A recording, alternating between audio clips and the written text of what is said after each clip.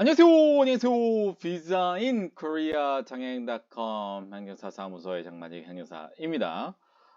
네, 아직 여전히 목소리가 좀 좋지는 못합니다. 코로나 확진 이후에 어, 격리 해제가 됐는데도 이게 사이드 이펙트가 상당히 좀 강하다라는 생각이 좀 듭니다. 후유증이 좀 강하다 보니까 좀 나른한 느낌 있잖아요. 한겨울이 추운데 나른한 느낌. 그리고 좀 집중을 하잖아요. 제가 좀 가끔씩 집중을 하는 스타일인데 집중을 하게 되면 쉽게 피로가 느껴지는 거. 그리고 아시겠지만 발음을 하다 보면 원래 제 발음이 이거보다 더 명료하게 들리는데 발음 쪽에 조금 좀 힘이 없다고나 할까요? 좀 이전에는 제 목소리가 아닌 느낌? 그런 느낌이 좀 들기는 합니다. 여러분들도, 이제, 구정 연휴가 곧 다가오는데, 진짜 코로나 또는 독감, 감기 걸리지 않으셨으면 좋겠습니다. 저는 24일, 25일 크리스마스 이브하고 크리스마스를 자가격리를 했고요. 작년에 12월에. 그리고 해제가 되자마자 12월 31일하고 1월 1일 날 총 12시간 강의를 했어요. 그래서 너무 힘들고, 그래서 저번 주가 조금 힘들었어요. 예, 뭐 지금도 힘든 거는 똑같고, 제가, 올해 들어서 조금 더 유튜브 동영상 강의를 조금 쉽게 좀 하자라는 목표를 잡았는데, 정말로 열심히 노력하는 거거든요, 지금. 여러분들, 강의 들으실 때, 정말 장애인이 고생하는구나. 열심히 정말 노력하는구나. 그렇게 좀 알아주셨으면 감사하겠습니다. 오늘 저 페이스북 디자인 코리아의 2023년도에 이제 발표된 여러 가지 정책들에 관련돼서 제가 간단하게 정리를 해 드렸어요. 저 페이스북을 보신 분들은 뭐 이미 보셨고 정말 몇 명 정도가 봤냐면요. 예, 12,200명 정도가 오늘 제가 작성한 그 포스팅을 보고 요즘 좀 인기가 좀 좋네요. 포스팅 한번 하면은 한 15,000명까지는 그냥 올라가는 것 같은데 하여튼 여러분들도 좀 동기부여를 저한테 좀 주시면 제가 이렇게 또 포스팅도 잘하고 그러잖아요. 우선은 오늘 소개시켜드릴 네거티브 방식의 전문 인력 비자는 실제로 제가 이제 그 합격의 법학원에서 강의를 하면서 이번에 이 정책이 나오기 전에 저는 강의를 했었는데 그 전에 제가 생각하고 있었던 건데 그 부분들이 이민 정책을 계획하고 계시는 정책본부의 사무관님들께서도 이미 생각하고 계셨구나 라는 생각이 좀 듭니다. 우선은 네거티브 방식의 전문 인력 비자인 E7S를 설명하기 전에 이번에 2023년부터 지금 새롭게 시작하거나 아니면 이제 2022년도의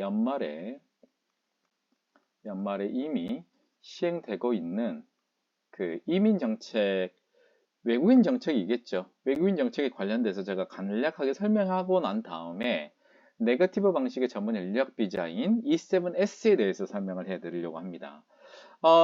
이제 새롭게 시작하는 것 중에서는 이제 E9 비자가 이제 10년까지 허용을 한다. 네, 이런 부분들이 하나가 있어요. 원래 그 외국인 고용 등에 관한 법률에 따르면은 E9 비자는 4년 이제 10개월을 있다가 이제 재입국을 하고요. 재입국을 하고 나서 다시 4년 10개월 를 이제 체리할 수 있고, 근데 기본적으로 이제 9년 8개월을 한국에 체리할 수 있는 상태로 되어 있는데, 이번에 일정 요건을 취득하는 외국인 같은 경우에는 4년 10개월 끝나고 출국해서 재입국하는 거를 없애고 그냥 계속 있어라 계속. 계속 있고 집에 다녀오는 거는 휴가 때 다녀와라. 그런 정책인데 지금 10년이라는 그 부분이 실제로 이제 적용이 되려면 그 외국인 근로자 고용 등에 관한 법률이 아마 변경이 돼야 될 건데 아마 그런데 2023년부터는 적용할 거다. 그 부분들 이해하시면 될 것 같고요. 그리고 이제 두 번째로 이제 이와 비로소 E9도 이전에 그 2019년부터 얘기 나왔던 D2 비자 유학생이 구직 활동을 하고 구직 활동이 안 돼요. 그래서 이제 E7-1을 신청을 해야 되는데 할 수 있는 부분이 아닌 경우에 그 이제 비전문 취업 비자인 E9 비자로 변경할 수 있다. 그런 부분이 2019년, 2020년 그 인구정책 TF에서 나왔다고 말씀을 드렸는데 그게 시행이 됩니다. 예. 원래는 작년 하반기가 재작년 하반기였죠. 2021년도 하반기 생각을 했었는데 실제로 그때는 적용하지 않고 이제 2023년도부터 적용하겠다. 근데 중요한 거는 유학생이 D2-1 전문학사, 그 다음에 D2-2 학사만 해당이 된다는 거. 그리고 EPS의 그 송출 국가인 16개국만 해당된다는 점 이해하시면 돼요. 다만 D2-1, D2-2에서 E9으로 가신 분들은 이제 5년 있으면 E7-4 비자로 변경할 수 있죠. E7-4 비자 변경하고 나서 원래는 F2-7 비자는 허용하지 않는데 유학생에게는 허용하겠다. 이렇게 보면 될 것 같습니다. 네, 두 번째로 소개시켜 드릴 것은 이제 E7 비자예요. E7 비자 중에서 지금 오늘 설명하는 네거티브 방식의 policy, immigration policy가 되는데 얘는 이제 크게 두 가지가 있어요. E7 S1과 E7 이제 S2가 있는데 이거는 조금 이따 제가 설명해 드리고 그다음 두 번째로 E7 비자의 어떤 혁명이 일어난 게 그 특정활동 비자 말고 E9 비자에서 변경할 수 있는 E7-4 비자를 얘기했잖아요. 예. E7-4 비자에 이제 2022년도에 쿼터가 2,000명이었거든요. 근데 올해 2023년도에는 5,000명으로 변경된다. 그러면은 우리 이제 행여사님 같은 경우는 지방에 계시는 분들은 진짜 할 수 있는 부분이 많겠다라는 생각이 좀 들고요. 그다음에 이제 세 번째로 이게 솔직히 저가 이제 가장 중요한 부분 중에 하나인데 그 특정활동보다 이제 전문 인력이 있잖아요. 전문 인력이 E7-1이거든요.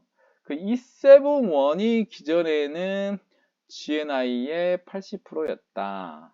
그래서 현재는 4, 8은 32, 한 3,300 정도가 조금 안 되는 유형인데 올해 2023년도에 E7-1 전문 인력을 GNI 몇 프로요? 네, 70%까지 낮춘다. 그래서 70% 같은 경우는 4,028, 한 2,800만 원 정도 되더라. 상당히 차이가 있습니다. 예, 차이가 있어요. 그래서 이제 GNI 70%만 돼도 E7-1 비자를 신청할 수 있는 사람이 상당히 늘어나실 것이다. 라는 생각이 좀 들었어요. 그런데 제가 이제 1345에 가장 최근에 전환을 해봤는데 아직까지 E7-1 비자의 적용 기준 GNI 70%를 아직 적용하지는 않는다라는 얘기를 하더라고요. 그래서 구체적으로 정확하게 언제 GNI 70%로 E7-1 비자가 신청할지 적용될지는 조금 더 지켜봐야겠다.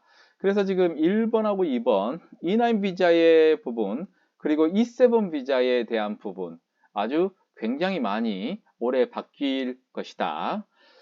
그리고 이제 가장 특이할 만한 이제 좀 제가 이제 듣기로는 원래 그 이제 해외에서 영사로 계신 주무관님이 이제 사무관님이 그 작년에 아마 복귀를 했다. 재작년인가 복귀를 했다.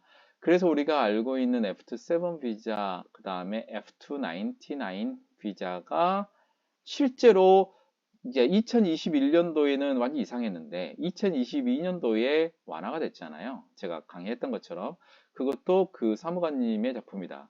그리고 이제 D103 있잖아요. 예, 해외 우수한 우수대학교 타임스 200대 또는 QS 500대 대학에서 그 학사 받고 있는 사람들 또는 학사 졸업하고 3년 이내에 되겠죠. 이런 사람들이 인턴을 할 수 있는 그런 새로운 시스템을 도입했다. 그리고 지금 여기 말하는 그 E7 S1과 E7 S2 이게 지금 새로 만든 거고 이제 지역 특성화 디자인, 거주 디자인 F2R도 예, 그 사무관님 작품이라는 얘기도 들었는데 정확히는 잘 모르겠습니다만은 그런데 F2R 같은 경우에는 제가 이제 제 4차 외국정책 기본계획에 국민 참여단을 참여하고 있는데 그때 그 저희 강의했던 그 분 중에서 그 이제 저희 그 다문화사회 전문가 2급 과정에서도 한번 나왔었는데 예, 그 사무관님께서 한번 요거를 추진하셨다. 그 얘기는 좀 들었습니다. 그래서 오늘의 메인은 네거티브 방식의 전문 인력 비자인 E7S에 대해서 설명을 해드릴 건데 이제 한번 들어가 봅시다. 자, E7S 네거티브 방식의 전문 인력 비자다. 뭐 적용 대상은 고소득으로 하는 E7S1과 첨단 산업 분야 종사자인 E7S2로 나눈다. 중요한 거는 자, E7은 특정활동 비자다. 제가 볼 때는 E7은 특정활동 비자다. 이 계열의 employment 계열의 7번째는 특정활동 비자다. 특정활동 비자다라고 보시면 되겠고 S는 제가 볼 때는 스페셜인 것 같아요. 좀 특별한 비자다. 특별한 비자다. 이거하고 이제 비슷하게 뒤에 뭐가 붙어 있는 게 있죠. 어, 어, 지역 특성화 거주 비자인 이건 regional이라는 표현이라고 저번에 한번 말씀드렸던 것 같습니다. 자, 그렇다면 고소득 뭐 그럴 수도 있고 그다음에 첨단 산업 분야 종사자 그럴 수도 있다라고 하는데 이 들어봤냐고요? 네거티브 그 이제 policy라고 되는데 일반적으로 이제 그 네거티브다 그다음에 파지티브다 그런 부분들은 그 무역 용어에서 좀 많이 사용하고 있는 부분이다라고 생각이 좀 듭니다.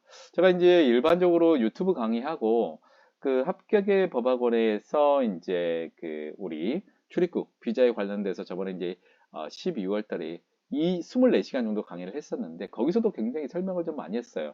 아마 1강의 기본으로 보이는 1시간짜리 강의에도 아마 네거티브 팔러시하고 이제 포지티브 팔러시가 되어 있습니다. 일반적으로 이제 외국인을 고용한다 라는 의미를 쓸 때 employment라는 표현을 쓰죠. 외국인을 이제 고용한다는 것은 외국인을 이제 유입하게끔 하는 거잖아요. 이제 그런데 이제 외국인을 고용하는 이제 기본적인 게 이제 크게 나누자면 노동 허가라는 부분하고 그 다음에 이제 고용 허가라는 부분을 크게 나눌 수가 있습니다. 실제로 이 노동 허가와 고용 허가에서 그 다음에 그 네거티브 방식의 이민 정책 또 그 파지티브 방식의 이민 정책이 파생된다고 봐도 저는 무리가 아닌데 근데 원칙적으로는 노동 허가하고 고용 허가도 네거티브 팔러시 아니면 파시브 팔러시 안에 좀 들어가겠죠. 자, 노동 허가라는 거는 한국에서는 지금까지는 없었어요. 우선은 고용 허가부터 보면 우리들이 일반적으로 보는 그 EPS Employment Permit System에서 고용 허가제라는 게 있잖아요. 그리고 우리가 일반적으로 보는 E7 특정 활동을 보면 특정 활동 고용 허가제 같은 경우는 이제 E9 비자, 뭐 H2도 이제 별도로 외국인 근로자 고용 등에 관한 법률이 나와 있지만 고용 허가제 쪽은 E9으로 보시고 그다음에 이제 16개 국가의 이제 송출국에서 이제 한국으로 이제 이분들이 들어오는 상황인데 E9 비자에서 할 수 있는 것은 일반적으로 뭐 제조업이라든지 그다음에 건설업이라든지 그다음에 축산 그다음에 농업, 그다음에 업 이런 식으로 일반적으로 이제 나눠져 있고 일부 서비스가 있고요. 이제 일반적으로 해야 될 일, 해야 되는 직종이 이미 픽스가 좀 되어 있다. 직종이 픽스가 되어 있어서 여기에서만 일해, 여기에서만 일해 라는 게 고용허가라고 보면 돼요. 그래서 일반적으로 고용허가를 보면 그 EPS E9 비자 근로자가 처음에 이제 3년과 1년 10월에 이제 연장하는데 3년 때 3번 그리고 1년 10개월 때 2번을 근무처를 변경할 수가 있거든요. 근무처를 변경하지 않는 경우, 특별한 사유가 있는 경우가 아닌 경우에는 처음에 입국해서 들어간 계약을 체결한 그 회사에서 일을 하게 돼요. 근데 회사에서 일을 하게 되는 경우에도 이제 본인이 이제 제조업이면 이제 비전문 직종의 제조업 쪽에서 일을 하게 되는 건데 그 부분들은 나중에 H2하고 E9에 관련돼서 한 번 더 설명드릴 기회가 있으면 설명해 드리고요. 그래서 고용허가라는 거는 일반적으로 파지티브 정책입니다. 왜냐하면 일할 수 있는 부분을 정해놓고 그거를 제외하고 나머지는 일하면 안 돼라는 정책이에요. 파지티브 정책. 근데 노동 허가 같은 경우는 뭐냐면 하지 말아야 되는 일들이 있어요. 하지 말아야 하는 뭐 업종이 있습니다. 그 하지 말아야 되는 업종을 제외하고 모두 다 all 할 수 있다라고 생각하시면 돼요. 이게 이제 네거티브 정책이 되는 겁니다. 그래서 실제로 보면 네거티브 정책이 더 넓다고 볼 수 있는 거예요. 왜냐하면 이게 네거티브 정책이거든요. 네거티브 정책은 자 예를 들자면 요거는 하지마 하면 안 돼. 그리고 나머지 할 수 있고 파지티브 정책은 요것만 정해놔요. 요것만 가능하고 나머지는 안 돼. 이게 지금 파지티브 정책인데요. 그래서 지금 파지티브 정책에서 솔직히 네거티브 정책으로 처음으로 지금 변화하고 있는 양상을 보이는 거가 E7S 비자고 굉장히 혁신적인 것이다. 왜냐하면 솔직히 그 이제 정책본부의 사무관님들 5급이시거든요. 이제 사무관님이시더라도 뭔가 발전적인 정책을 제안하기가 정말 쉽지가 않습니다. 왜냐하면 이게 한국 사회에서 현재 진행하고 있는 비자 정책들하고 맞아? 아니면 이전에는 어땠는데 왜 갑자기 네거티브 정책이야? 네거티브 방식을 적용하는 거야? 라고 하게 되면 멈출 수밖에 없는 정책인데 실제로 네거티브 방식을 이번에 처음으로 도입을 했기 때문에 이제 앞으로 이 네거티브 방식들이 조금 더 좀 다양화될 수 있는 부분들이 있다. 다양화가 돼야 된다. 다양화가 돼야 이제 비자를 일반적으로 외국인이 어떤 비자를 받아서 선택을 할 때 본인의 다양성이 넓어지게 되고 다양성이 넓어진다는 것은 좀 더 다채로운 이제 비자 시스템 체계가 갖춰지지 않느냐. 이렇게 돼야 외국인들 입맛에 맞고 좀 어트랙션 해가지고 한국에 들어올 수 있는 부분들이 상당히 많이 있잖아요. 예, 아무리 봐도 대한민국의 비자 정책은 내가 알 수가 없고 너무나 어려워. 그러면은 들어올 수 있는 사람들이 제한될 수밖에 없는 상황이잖아요. 근데 이번에 네거티브 방식의 E7X 같은 경우는 정말 제가 이거 보면서 와 드디어 나왔구나 라는 생각이 들었어요. 어떻게 보면 행사님들 같은 경우는 뭐 네거티브 방식은 어떻고 파지티브 방식이면 어때? 뭐 고소득자고 첨단 산업 분야 종사자면 어때? 라고 생각할 수는 있겠는데 미래적인 대한민국의 외국인 정책을 생각한다면 제4차 외국인 정책 기본 계획까지 왔잖아요. 제4차 외국인 정책 계획이 굉장히 중요합니다. 예, 지금 올해에 시행될 제4차 외국인 정책 계획은 정책 기본 계획이 앞으로의 대한민국의 판도를 바꿀 겁니다. 왜냐하면 지금이 엄청 중요한 시기인데 제4차 외국정책 기본계획이 시작됐고 그거와 지금 새 정부 들어오면서 굉장히 혁신적인 비자 그 다음에 상당히 다양한 접근이 아주 많이 되고 있어서 저는 상당히 발전되이다. 왜? 이제 앞으로 우리가 이제 이민청이 생길 거잖아요. 예, 이민청이 생기게 되면 더 많은 부분들의 발전을 해야 돼요. 왜 그러냐면 그 자세한 사항들은 그 합격의 법학원 법학원에 이번에 제가 이제 동영상 강의를 했는데 1시간 50분짜리가 무료거든요. 1강이 무료인데 그거 들으시면 답이 나와요. 정말 제가 이 부분들을 좀 설명을 했었는데 예, 그렇게 좀 들으시면 될 것 같아요.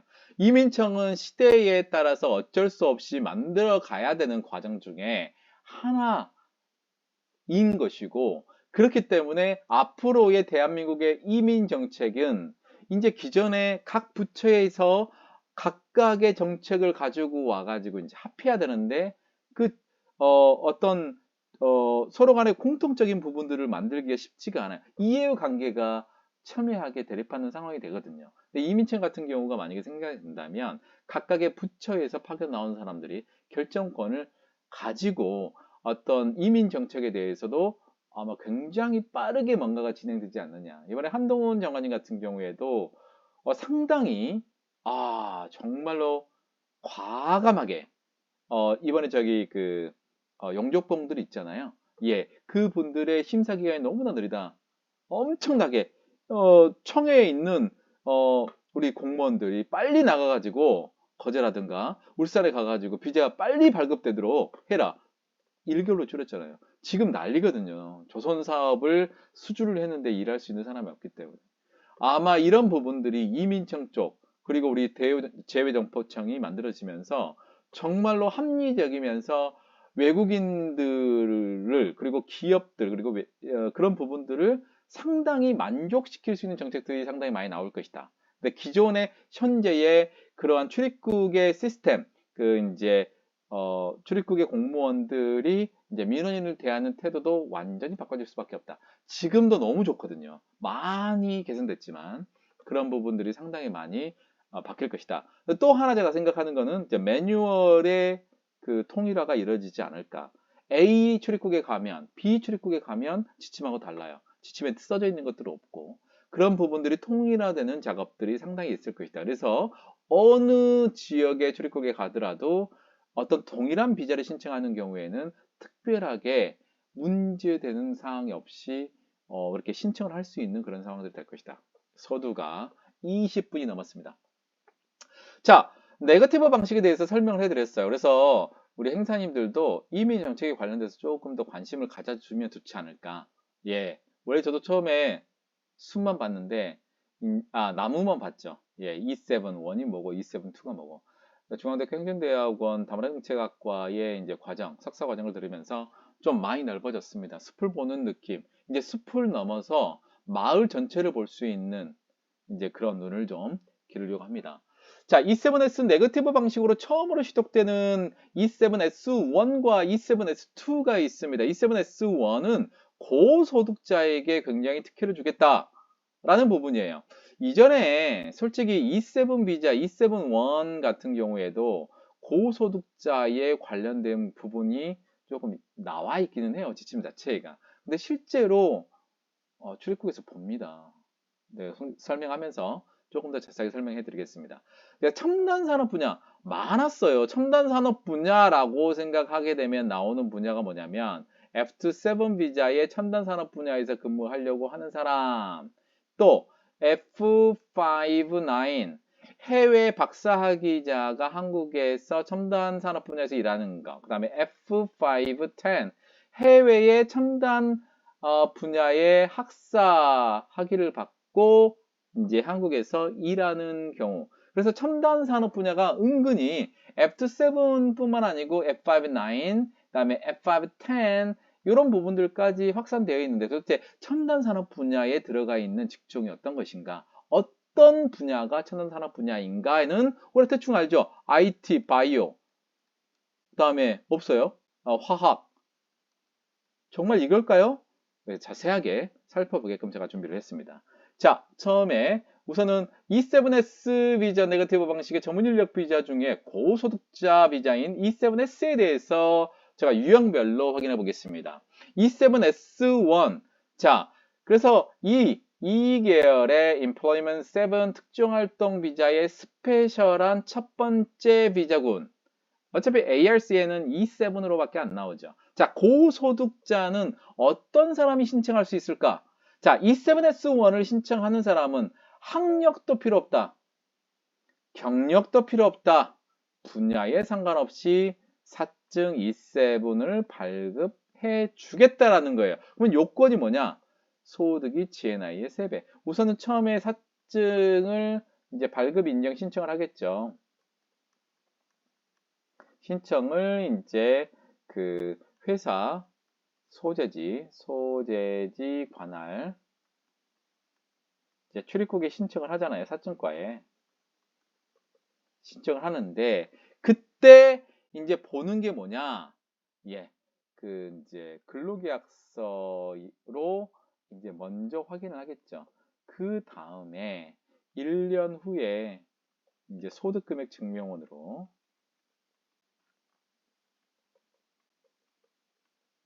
이제 보겠죠. 자, GNI는 지금 2021년도 확정된 GNI가 4,048만 2천원이거든요. 그러면 이거의 3배는 뭐냐면 1억 2천, 1억 3천이 조금 안 되네요. 네, 대략 1억 한 3천 됩니다. 그럼 대부분 대충 보더라도 한 달에 1,000만 원이 넘네요. 장난 아니죠. 한 달에 1,000만 원 이상 버는 사람이네요. 그래서 한 달에 1,000만 원 이상 벌 수 있어야 돼요. 그러니까 나중에 4개월 일했다. 그해 연도에 8월 달에 들어와서 4개월 일했다. 나중에 이제 내년도에 이제 연장할 때 전년도 소득금액 증명 가지고 오면 곱하기 4 하면 4천만 원 이상 돼야 되는 걸로 확인되겠죠. GNI 3배. 그래서 GNI 3배는 이제 2021년도 확정된 GNI가 4,048만 2천 원인데 3배니까 1억 3천 가까이 되겠다. 한 달에 1,000만 원이 넘는다. 그 다음에 제한되는 직종에 취업하지 말까. 이게 특정활동 비자이기 때문에 단순 노무는 안 돼요. 예, 단순 노무라는 거는 솔직히 이제 H2 쪽이 일반적이거든요. 단순 노무는 정말 안 되고, 그 다음에 이제 또 사무 쪽도 또 안 돼요. 그 다음에 이제 가장 중요한 게 선량한 이제 풍속을 위반하는 거. 예를 들면 가라오케라든가, 노래방. 그게 노래방이겠죠. 뭐 단란주점, 그 다음에 뭐 성인 오락실, 그 다음에 뭐 칵테일바,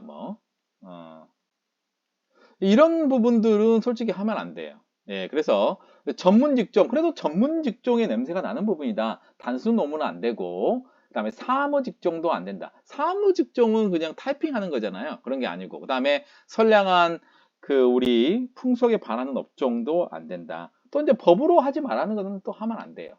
예, 그러니까 기본적으로 우리가 상식선에서 이해할 수 있는 것입니다. 그다음에 다만 또 국민고용보호 심사 기준을 적용하지가 않습니다. 왜냐하면 실제적으로 이제 고소득자 같은 경우에는 이제 GNI 3배잖아요. 그러니까 예를 들면은 E7 비자 라고 하지만 이런 고소득자는 실제로 우리 산업에 굉장한 영향력을 미칠 수 있다라고 저는 보거든요. 1억 원대가 넘으면 정말 그렇습니다. 그래서 이제 국민고용보험이 이제 심사 기준 적용되지 않는데 원칙적으로는 이제 20% 내에서 외국인을 고용할 수 있는 게 E7 비자잖아요. 근데 여기 좀 완화되어 있는 거는 제가 이전에 설명해 드렸죠. 예. E7-1 같은 경우에도 원칙적으로 지금 적용을 하고 있지 않고요. 그냥 고용의 필요성이 있으면 IT라든가 뭐 바이오라든가 고용의 필요성이 있으면 인정되는데 다만 디자이너라든가 그 다음에 그 해외 영업원 같은 경우는 이제 그다음에 요리사 같은 경우 뭐 그런 경우에는 솔직히 이제 국민 고용에 대한 보호 심사 기준을 적용한다. 국민 중요하니까. 자, 고소득자는 E7S1을 신청할 때는 이제 소득이 이제 근로계약서상의 GNI 3배 그리고 연장할 때는 소득금액 증명원으로 이제 그 사람이 일하는 기간을 이제 곱하기 4개월 4개월 곱하기 딱 하면 나오겠죠. 그런 경우에 학력도 필요 없고 경력도 필요 없고 분야에 상관없이 일을 할 수 있는데 다만 단순 노무 쪽이나 사무직 엑셀 작업하고 있다 그런 거. 그다음에 선량한 풍속을 이제 위반할 수 있는 가라오케라든가 막 그 단란주제 성인 오락실 그런 경우는 안 된다. 그리고 또 하나 장점은 이제 국민고용보호 심사 기준을 적용하지 않기 때문에 뭐 한국인이 한 명 있어도, 두 명 있어도, 이분을 초청하는 것은 크게 문제가 없었다. 그래서 고소득자는 E7S1 중요한 건 뭐다? 소득이다. 나머지는 뭐 안 본다. 두 번째로 첨단 산업 분야의 종사 또는 예정자입니다. 이게 지금 or입니다. 종사는 이렇게 보면 돼. employed 하고 예정자는 to be employed 이렇게 써가지고 중요한 건 뭐냐면은 이미 지금 일하고 있어요. 아니면 지금 일하려고 뭐 했죠? 근로계약서를 체결했어요. 이렇게 보시면 되는데 중요한 건 이 종사라는 개념입니다. 종사. 그러니까 중요한 건 종사자 분야에서 종사가 예정되는 사람이잖아요. 그럼 종사라는 거는 어떤 거냐? 종사. 자, 이게 지금 employment라는 건데 employment의 어떤 이제 분야에서 일을 하고 있느냐? 이 종사라는 거를 할 때 여러 가지가 있어요. 자, 지금 보면 저 케이스가 있었는데 첨단 산업 분야의 종사라는 의미는 자 A라는 회사가 반도체 기업이에요. 첨단 산업 분야에 반도체가 들어가거든요. 반도체 기업인데 반도체 기업에 여러 가지 직군들이 있어요. 뭐 A라는 직군, B라는 직군, C라는 직군, 뭐 D라는 직군, 뭐 이렇게 돼 있어. 여기는 HR이고 여기는 이제 예를 들면은 뭐 관리, 그다음 여기는 이제 회계, 여기 이제 생산 쪽 안에서도 여러 가지가 나눌 수가 있잖아요. 그런데 이 사람이 이제 회계 쪽으로 이제 이 반도체 기업 A, 그러니까 첨단 기술 분야의 회사예요. 회계로 들어온 경우에 이 사람이 첨단 분야에 종사한다고 볼 수 있나? 아닙니다. 첨단 기술 분야에서 일한다는 얘기는 자, 그 회사가 첨단 기술 분야, 당연히 첨단 기술 분야에서 일을 하려고 하면 첨단 기술 분야의 기업이겠죠. 그렇지만 실제로 첨단 기술을 활용하는 이제 회사 직군의 일하는 사람을 이거를 이제 첨단 산업 분야 종사자라고 합니다. 그래서 첨단 산업 분야의 종사는 이 회사, 첨단 분야의 회사에 어떤 직업군이든지 이 E7S2가 포함되는 게 아니고 이 첨단 기술, 첨단 산업 분야에서 첨단 산업 그 섹터에서 일하는 사람 또는 일할 사람, 일을 하고 있는 사람 또는 일을 할 사람을 얘기하는 겁니다. 그래서 반도체 기업이면 예를 들면 IT 쪽에 관련돼서 뭐 설계가 있을 수도 있고 뭐 애칭도 있을 수가 있고 이런 쪽으로 이런 전문 분야, 첨단 기술 분야, 반도체의 첨단 기술 분야를 활용할 수 있는 이 사람이 이 분야에서 일하고 있거나 일을 할 예정인 경우가 E7S2에 포함이 된다는 거 반드시 알으셨으면 좋겠습니다. 그래서 첨단 산업의 종사자, 일하고 있는 사람, 예정자, 일할 사람은 직종과 관계없이 사증을 발급한다. 직종. 그러니까 이게 어떤 직종이든 상관없다는 거예요. 첨단 산업 분야의 이 종사가 실제로 이런 분야, 내가 예를 들면 설계 쪽을 담당하고 있다라고 하게 된다면 일을 할 수 있다. 그런데 이게 이제 지침에 나와 있는 거예요, 지침.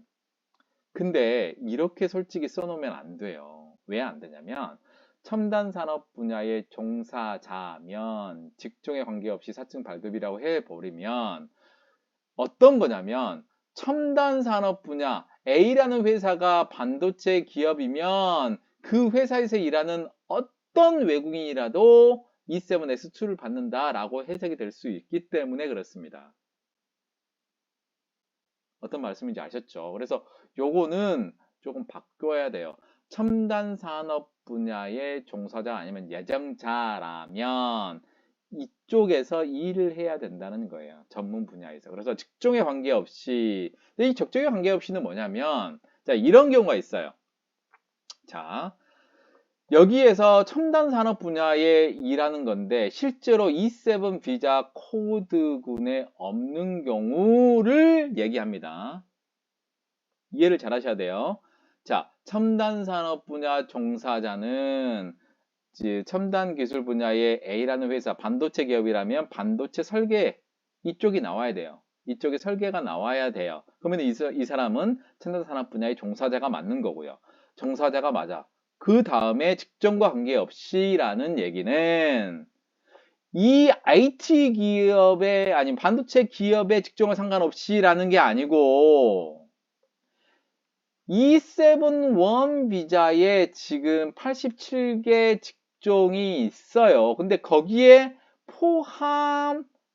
포함되지 않더라도 이렇게 해석해야 된다고요. 이렇게. 알겠죠? 이 직종이란 얘기는 앞에 종사자하고 다릅니다. 앞에 종사자는 반도체 기업에 실제로 반도체 관련된 기술을 가지고 있는 사람이어야 되고 다만 직종, E7 비자에 이러한 첨단산업 분야가 따라가기 굉장히 힘드니까 E7 비자 코드군이 87개 직종이 있는데 거기에 포함되지 않더라도 라는 뜻이라고요. 알겠죠? 요거는 점수제가 60점 이상이면 된다. 이번에 강의는 지금 파트 1하고 파트 2로 나눴어요. 여기 보시면은 일부라고 정해놨죠. 일부. 예, 일부라고 정해놓은 이유는 지금 첨단산업 분야 종사나 전 예정자 중에서 점수표를 이제 설명하는 거는 저는 이제 제 2부에서 제가 다음에 강의를 해드릴 거고 중요한 건 첨단 분야 종사자 예정자면 그러니까 이제 E7S2를 받을 수 있는데 점수가 60점 이상이면 된다. 소득은 GNI 한 배. 이거는 이제 처음에 시작할 때는 계약서상에 GNI 한 배입니다. 한 배. 한 배. 아니, IT 이런 굉장히 중요한 첨단 산업 분야에서 일하는데 GNI 한 배는 돼야 되겠죠. 근데 일반적인 E7 비자 같은 경우는 지금이 GNI 80%고 앞으로 70%까지 내려간다라는 얘기를 했잖아요. 근데 이 첨단 분야는 GNI 한 배 정도는 된다. 왜? 제가 설명할 혜택 때문에 그래요. 혜택. 나중에 설명할게요. 첨단 분야 종사자일 것. 제가 또 설명했죠. 첨단 분야 종사할 것. 그거는 지금 이 얘기를 하는 거예요. 네. 그 다음에 제한되는 직종에 취업하지 않을 거는 당연하죠. 누가 단순 노무에 이런 엄청난 인재를 씁니까? 국민 고용 심사 기준도 적용하지 않는다. 그러니까 일반적인 E7-1으로서 국민 적용 20%를 적용하지 않는다. 알겠죠? E7S2 잘 생각해야 돼요. 직종에 관계없이는 여기 IT든지 뭐 애칭이든지 뭐 바이오든지 그런 의미가 아니고 E7-1에 87개 직종에 들어가지 않더라도 이렇게 해석해야 된다고요. 네? 네, 해석할 게 많아요. 자, 첨단 기술 분야에 대해서 제가 좀 정리를 해왔어요. 총 35가지 분야의 첨단 기술 분야가 있어요. 첫 번째, 탄소 나노 융합. 그러면은 이게 소재 과학으로 들어가야 되나요? E7-1 하기로 굉장히 어렵잖아요. 예, 그래서 이렇게 생각하는 거예요. 섬유 의류, 화학 공정 소재, 세라믹. 이게 세라믹은 규소입니다. 그 다음에 바이오 테크놀로지, 금속 재료. 그 다음에 생산 기반. 어떤 생산 기반일까? 그 다음에 반도체 들어가야죠. LED나 광 응용. 그다음 빛을 이용한 어떤 제품. 디스플레이. 그다음 네트워크, 이동통신, 방송, 전파위성, 정보가전, 스마트 서비스. 이거 많죠? 핸드폰도 되고. 근데 핸드폰, 그다음에 이제 정보보안, 의료기기도 포함된다는 거 좀 희한합니다. 의료기기도. 그다음에 2차 전지. 제가 이번에 뭐 진행하실 분이 2차 전지 쪽 관련해 가지고 상당히 있으신 분이거든요. 네. 그다음에 생산 시스템. 어떻게 하게 되면 효율적인 생산 시스템을 구축할 것인가? 로봇, 당연하죠. 자동차도 그렇습니다. 요즘에. 예. 전기자동차뿐만 아니고 예. 조선해양도 포함이 됩니다. 항공, 에어크래프트 쪽 관련되죠. 드론도 앞으로의 차세대에 굉장히 유망 이제 분야라고 얘기를 하죠. 그다음에 에너지 자원. 솔직히 에너지 자원에 솔직히 원자력과 신재생 에너지, 전력이 좀 포함되는데 이거는 별도로 에너지 자원이 많잖아요. 근데 이제 디테일하게 뽑아놓은 게 원자력, 신재생 에너지, 그 다음에 전력 이렇게 보시면 될 것 같고 기반 소프트웨어 컴퓨팅, 그 다음에 융합 소프트웨어다. 융합 소프트웨어. 이거는 컨버전이라고 보시면 될 것 같고 embedded 소프트웨어, 그 다음에 지식 서비스. 이 지식 서비스는 어떤 것일까? 그 다음에 플랜트 엔지니어링, 그 다음에 청정 기반이다. 요즘에 이제 여기가 환경에 관련됐다. 이렇게 보시면 될 것 같아요. 환경. 그 다음에 이제 에너지, 환경, 에너지 이런 부분들을 보시면 될 것 같아요. 아마 이거를 구체적으로 좀 나열해 주신 분들이 없고 우리도 뭐 IT 그렇게만 생각했지 실제로 IT가 굉장히 넓잖아요. 근데 구체적인 것들 또 생각을 해보실 수 있을 것 같아요. 이제 화학 있나요? 화학 공정 소재. 근데 솔직히 화학 공정 소재라는 거지 솔직히 화학은 아니잖아요. 그래서 이전에 우리가 이제 그 매뉴얼에 잠깐 나와 있던 그런 부분은 좀 다르다. 그래서 요거는 뭐 외울 수는 없지만 요거 가지고 보면 되고 첨단 기술 및 제품의 범위는 이제 산업 분야는 이제 3조의 별표 1에 보면 이렇게 나오고 디테일하게 각각에 따라서 엄청나게 세분화해서 설명을 해놨어요. 그 부분들을 확인하시면 될 것 같습니다. 자, 제가 왜 E7 스페셜하고 1, 2로 나눠졌냐라고 생각이 들면 F7 점수제 거주비자하고 또 이제 점수제 영주 자격인 F5 16이 있어요. 그거 할 때 혜택이 엄청나게 많아 버립니다. 자, 우선은 E7 S1과 S2가 점수제 거주비자를 변경을 할 때 어떤 혜택이 있는가 한번 봐볼까요? 첫 번째는 네거티브 방식의 전문 인력이다. 그러면은 E7S1이나 S2 중에 하나여야 된다. 국내에서 1년 이상 처리했으며 자, E7S1이나 S2로 1년 이상 일을 해야 돼요. 현재 정상적인 취업활동 중인 자, 그 분야에서 취업활동 중이면 되죠. 상당히 양호하죠. 예. 이게 이전에 F27 요건하고 좀 비슷하죠. 예, 지금은 지금 전년도 소득이 4천만 원이 안 나오면 3년을 기다려야 되지만 이전에는 이제 E7 비자로 1년 이상 이렇게 됐었거든요. F7 비자 신청을 할 때 2020년 12월 1일 이전에는. 근데 이게 이제 E7 S1과 S2에도 적용한다. 그래서 네거티브 방식의 E7 S1과 S2 자격을 가지고 그러니까 일반적인 E7 1, 2, 3, 4는 해당이 안 된다.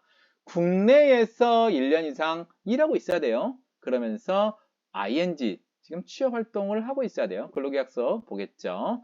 그래서 E7 S2의 점수제 요건은 60점 이상이면 된다. 아까도 E7 S2에 대한 조건이 점수제가 있는데 그 점수제가 60점이 넘으면 된다고 얘기를 했잖아요.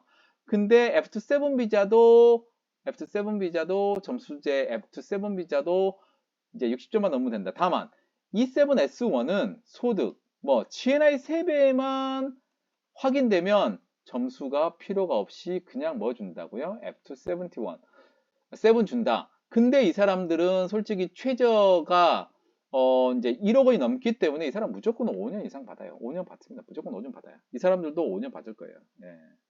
자, 사회통합 프로그램 3단계를 넘어야 된다. 또는 배정되면 된다. 요게 굉장히 특이하죠. 그래서 한국어는 좀 배워라. F7 비자 변경할 때 사회통합 프로그램 3단계 이수 또는 3단계로 배정됐다. 그 얘기는 2단계가 끝나고 3단계로 배정됐거나. 근데 제가 이제 생각할 때 이 배정이란 얘기는 이제 그 프리테스트 있잖아요. 예.